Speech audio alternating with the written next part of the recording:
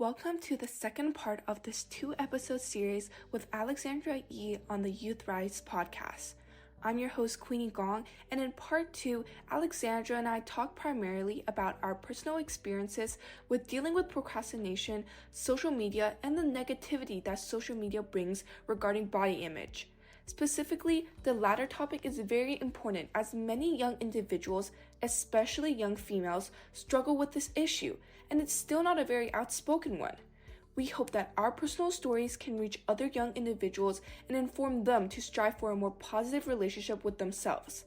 Hope you all enjoy. For you, how do you think you manage all the workload? Does that have a toll on your mental health for you? Yeah, I think it's gonna be like knowing you have so much to get done is gonna give you like an amount of stress no matter what. It's just sort of how you deal with it. So a lot of my time, I like to spend time with friends and family or go skating, even like for fun or skiing and stuff. But I also have a big problem with procrastination, so I don't think that's the best advice. Okay, but I feel like it's important to get out and like for skiing, skating, or spending time with your family. Spending time with the family, that's an obvious need. And then going outside, it takes your mind off of work and then gives your brain time to rest. And then you can come back and do your work more productively and probably faster. Yeah. And in the end, you always get your work done anyways. It just kind of takes a bit longer for some people. And I think right now a lot of it is because like, I don't know if you personally have this, but for me, social media, like the addiction to be on your phone all constantly, and just like the different platforms, like shorts are very addicting, like TikTok is so addicting, and you kind of want to stay part of the trends or just stay in that social status where you know what's going on in the world. But then that also takes up a lot of your time because you just keep scrolling and you don't know when it's gonna end. So Yeah, I think I realized that was like a big problem towards around like this time last year. I deleted TikTok, and then right after I deleted it, I would find myself going on my home screen looking to press the app where it was and find nothing there, and then it'd be like I had nothing to do, and then I realized I had like so much free time, but then slowly that free time turned to time on Instagram, so I don't know if that helped. But I feel like Instagram is overall like you get bored eventually on Instagram, but TikTok is kind of like you keep going and going and going. But Instagram, I kind of look into it and then I get bored and then I just leave the app and then go onto TikTok, which is bad. I should really delete the app. Yeah. Also, Instagram has like the 10-minute warnings. I don't know if TikTok has that. Like Instagram, if you're scrolling for 10 minutes, like it'll like your screen will go black and it'll have a message. It's like, you've been on Instagram for 10 minutes, consider taking a break and blah blah blah. Yeah, I put for my Instagram at 4 or 5 p.m. I put do not disturb, and then I just don't get notifications from my friends. And then I feel kind of like no one's contacting me on the app, so I won't touch it or look on it. Yeah, I used to have an app called Opal where it kind of like blocks your other app, so you can set an app group for it to block. So I'd like games and stuff and social media blocked, and they could set like time. So I had every weekday from 4 p.m. to 10 p.m. my apps would get locked and I wouldn't be able to open them. I found out that did help a lot, but then I just get annoyed at it. So it's like a screen time? Yeah, pretty much, but externally. And then also it like takes up a lot of your battery because it's like always on. For me, one of my friends, their parents like restrict their screen time to only 3 minutes on all those social media apps, which is crazy that she's able to like not get mad or like annoyed at her parents for doing that. But I think that's really healthy to put yourself away from social media, and I kind of want to try like the challenges where it's like 24 hours or like 2 days without social media. But I also get scared because people contact me on those apps, and then it's important to stay, because what if it's an emergency like in school or like family members, then I won't know, right? Yeah, exactly. So maybe they should change, like no more messages on social media apps and only like iMessage. Maybe that will help students. Yeah, honestly, like thinking about it, like I don't really get addicted to iMessage or anything because it's just like messaging or like maybe like Game Pigeon a little. Game Pigeon a little bit, but it's I feel like that's like manageable compared to like social media. Like we're like onto something if they just like isolate messages and then scrolling. Yeah, that's so true. No more shorts. Shorts, like I read this study and they were saying like if you watch a movie now, you're smart. You're considered smart compared to watching like TikTok or shorts because your attention span it means your attention span is longer. Oh Because my people who God. watch shorts, like I've realized it for myself too. I'm like reading a passage for English and I read like a few sentences and I'm like, I can't read anymore. And that's so Yeah. bad because I used to be able to read books. When When was the last time I touched a book? Exactly. Well, like for now, I don't have time to even read books because of the workload. But when I was younger, used to read like Percy Jackson or Harry Potter, and I Yeah. used to find joy in reading. Like it was like procrastinating, but not social media. And once I got a phone, everything changed. I wish I was one of those students who got a phone right in grade 8 or even when they were older, because I have a friend who got her phone in grade 8 and she's like, she never procrastinates. And then she's so good at time management. She has no games. Has no social media. And it's a bit kind of like her parent restricting her. But she personally, I feel like she has such a healthy relationship with social media. Yeah. Because she doesn't have it. I believe you can't have a healthy relationship with social media. You just have to not have it to have a healthy Yeah. relationship I with think yourself. the only people benefiting from social media is the influencers who use the views to get like brand deals and stuff. Yeah, but I think that's also unhealthy because younger people are looking at those influencers and seeing them as a role model, but it's also an unrealistic goal to have, especially for body standards for girls. Yeah. You see like girls in bikinis and models and you're like, why am I not like her? For me, when I was 12 and I had social media and I saw those photos, I think that impacted me a lot of my mental health because for like Asian parents as well, they have that tradition of just outright calling you fat or skinny. Oh my God, yeah. Like for example, you go to like a family gathering and you see your auntie who you haven't saw in like a few months and she'll tell you right away if you're fat or skinny. And then I'm like, and then because we grew up in the culture of in Canada, it's like a different culture. So at school or with my friends, I don't have that experience. So when I actually like had that experience with my family, it was surprising for me. Like I didn't take it as a joke because I grew up in Canada. So I took it literally and I took it very personally. And I was like, what? And I got like, I would get upset and I would cry about my body. Aww. And I think that's something like different because if I did grow up in China, I think my mindset would be different. I would be like, for me, if I was in China and someone called me fat, I'll probably be like, okay, then I have to work harder to get skinny. Yeah. But then like, because I live in Canada, I never got that experience. So when I first got it, it was kind of heartbreaking for a 12-year-old Yeah. to be called fat. So yeah. I think it's like the culturally like what your values are, and it's only like dangerous when you start mixing the cultures, because as you said, in Chinese culture, like being fat isn't necessarily like an insult.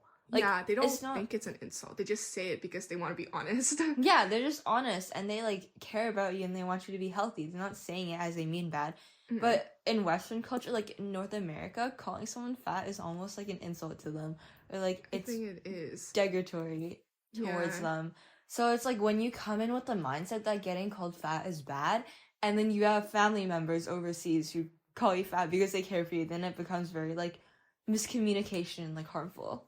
Mm-hmm. Yeah. For me, like an example of this was I was at a swim competition like a few months ago, and I haven't seen my friend's mom in a very long time. So she's like, we call like all our friends' moms aunties in Chinese culture. Yeah. So then I was like, hello, auntie.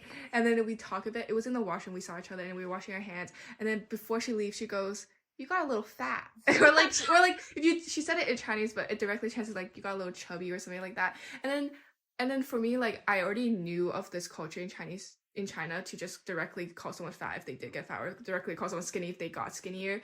And then, but in my mind, because I had like a bad relationship with like my body image and everything from a young age, then it kind of just stuck with me, and the whole time in the competition I was just thinking about it. And then I got like insecure with my body, because when you're in a swimming pool, you're like basically like your body is showing a lot, right? And then I got super insecure about myself, and then I think that just like, but then I kind of reminded myself not to worry too much, because she probably just meant no harm for me, obviously, but it kind of makes me upset still today if someone were to call me fat or skinny. I feel it's just like not very, why do you have to be so explicit about it? Yeah, I have like a similar but different experience for skating. Like as like a figure skater, I think for a lot of athletes, there's like the pressure to be like the norm, which is like skinny and stuff. Yeah. Especially for figure skating, because you're like jumping, you gotta be aerodynamic. At the end of one competition, my coach was talking to my mom, or like while I was warming up, I didn't know. But that night, my mom told me that my coach said, like, I quote, like, as a coach, I can't say this to her, but as a mother, you can. So you should tell her to lose some weight so she'll be a better jumper. I remember Oh I my was so God. upset at that. Like, I knew, like, that was kind of like the standard in figure skating. Like, I know that Mhm. that's like expected. I just didn't think that I'd get that said to me. I was so upset, and I refused to like eat anything but granola bars. Oh my God. And then No. I got like really depressed for a little bit, for like a week. Then after I realized that it's kind of my body, and being healthy is the most important. Like, there's no point in being skinny if you're just always like tired and like sick and stuff. Like, being healthy is the most important. Yeah, that's really true. When I was younger too, like during COVID, because everyone like stopped doing any sports, right? Because Yeah. of the social thing.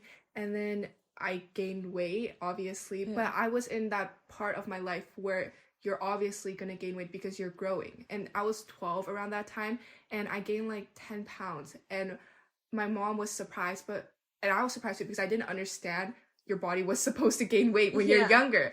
So I just thought I was getting fat, and I was just becoming fat because I stopped swimming, right? And it's normal, obviously. So then because I have a pool in my house, and I pushed myself every single day to go swimming, no matter if it was raining, sunny. Oh my And God. it was also during that time where it was like April, May, and my parents don't heat up the pool. So it was freezing. I just would swim. And then I remember my mom would push me to go swimming. And then I had like a private swim coach, and then he was like, you have to lose weight if you want to continue swimming.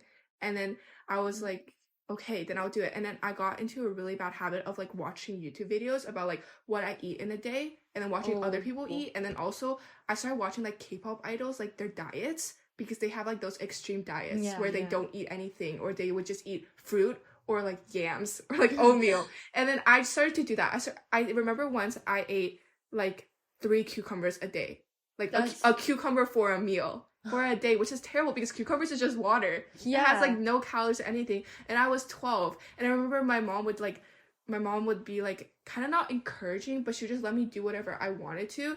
And I still remember before like lunch, I would skip rope like 1,000 skips and like sweat before I could eat lunch. And I just remember that got into me like such a bad habit, and like eating habits were terrible. And eventually like nothing changed with my body because obviously I'm gonna grow, so I can't stop myself from growing. Yeah. It just made my mindset terrible. I remember I would cry like every single day, and I would write in my journal like I'm so sad or like stuff like that. And it was like during COVID, so like I couldn't see anyone else, so I was just kind of like suffering by myself. Yeah. And I feel like that's like terrible for any child too, because I know other people obviously go through that as well, since on social media I feel like people have been starting to talk about this more, and like those like workout videos on YouTube have been like talked about that they're not really good for like children to watch, because I used to also do those workout videos and just like be like so terrible. But like now I'm in like a healthier place, I think. And whenever I have those thoughts again, I just kind of like remember back onto like when I was 12. And yeah, I think like slowly my parents are also learning, because my mom used to just like outrightly call me fat, but then now she's kind of like realizing it's not too nice, and I kind of get upset when she does that. Oh, at least she's learning. I think that's like a whole stigma around like child athletes, especially on sports such as like swimming or like figure skating or gymnastics and dance, where it's kind of like standard to be like really skinny. It's understandable though, because obviously if I'm lighter, I will swim faster. Yeah. But I have to think about what I'm getting out of it. I'm getting a lot of unhappiness, and I'm getting depressed, and I'm also very young. I'm growing. Yeah. So I rather sacrifice my swimming times like than be unhappy, I think. Yeah, I think like since children at that point they're so young, they don't really understand. I think it's more important to like for them to realize like it's not worth like starving yourself and being unhappy and like permanently like damaging yourself. Yeah, for that's that. true. And it's like long lasting. It's forever. Because right now I'm thinking about back then, if I didn't have that bad experience, where I would be now. And I feel like I wouldn't have like all these negative thoughts, because it's always gonna be there, I feel. Yeah. Because you're never gonna not forget about it. Like it's daily. You're eating every day. Yeah. So you always think about it. Like I remember seeing this thing on Instagram that was like, once you learn calories, you can't unlearn it. And I think that's like so true. So like I wish I never started counting calories. Yeah. And I feel like exercising too, you have to have like a positive mindset to it. You have to exercise because you want to stay healthy and you want it for your body, not because you want it for like the image that you'll get from exercising, if that makes sense. Yeah. You want it because you want to make your body healthy, not because you want to have that curve or that hourglass shape or like skinnier arms or skinnier legs. I think that's very important as well. Yeah, I feel like in general, if you do something, you should be doing it because you love it, not because of what other people will think of you. Like for exercising, you can't just, if you just want to exercise so people can look at you, be like, oh, she's so fit and stuff, then like you're never gonna get far. You're just gonna get tired after like a little bit. Like same thing for grades at school. If you want to try hard at school because other people can admire, like you can like boast your like A+ and stuff, like that's never gonna go for you. You're gonna just become burnt out. But if you like study hard because you want to learn more, or if you want to like better yourself, then like you're gonna be more motivated. Like that's like goal setting and stuff. Yeah, so I think you have to look at everything with a positive mindset, especially because if you do have like those negative thoughts, it'll just make you very unhappy. Because for swimming, for me, at the end, like I just had no more motivation to keep going because of all the negative thoughts that I had surrounding it, because it kind of started everything, right? So then I didn't want to keep swimming if it would make me so unhappy. And because I am gonna graduate soon, like it's not gonna take me far. So I might as well just stop and hopefully become happier than like keep going and doing something that I really don't want to do. Yeah, like years of that, like years of resentment and stuff built up, that can like really take a toll on you. And after you like let it go, I guess it's kind of like freeing, like freedom. Yeah, your mind and your soul gets freed from that. Yeah, okay, so we just kind of dived really deep and then like kind of went a bit off topic from what we initially had, but it was great that we talked about something very important, and I think a lot of kids these days are struggling with it. And it's like an important topic because it has to be said, and it's worrisome sometimes to see kids starving themselves and just having those negative thoughts. So it's great that we talked about that and also about our personal experiences. So would you like to add any last words? If there's like any kids out there watching this, like listening to this right now and like thinking about what we were saying before about like starving yourself and eating disorders and food, like it's not worth it. Like whatever you think you're gonna get out of it, it's only temporary, but the long-term consequences, where if you have like stomach problems or growth problems or even just like the mental aspect of it all, like just like looking at a plate of food and like feeling negative emotions for years and years and years, like that's not worth it over like one Instagram picture or something. Yeah, that's a very important thing to realize. Yeah, thank you so much for coming in today and sharing all of your amazing personal stories and the amazing advice that you have for other students as well. Thank you for having me. It was fun.